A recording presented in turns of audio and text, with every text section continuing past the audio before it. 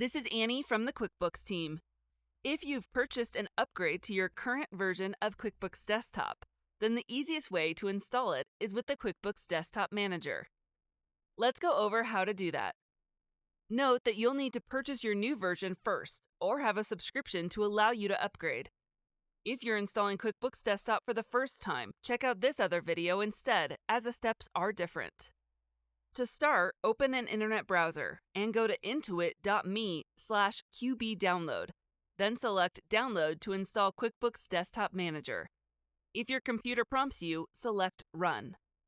Read the QuickBooks license agreement and select Let's Get Started. Enter your license number and select Search. QuickBooks will email you a one-time PIN number.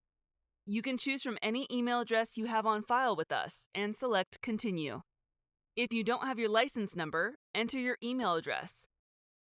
We'll send you your one-time PIN.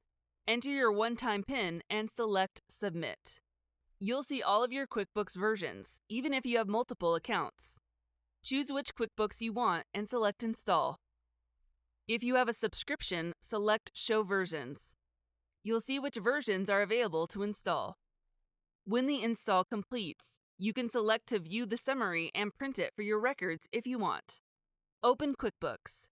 To use QuickBooks without disruption and receive software updates, activate your QuickBooks Desktop. Select Begin Activation. You're all set. You can now open your existing company file or create a new one in your new version of QuickBooks. If you want to install any other version of QuickBooks, you can go back to intuit.me/qbdownload and repeat the process. For help with multi-user setup, check out the article in the description of this video. You're all set.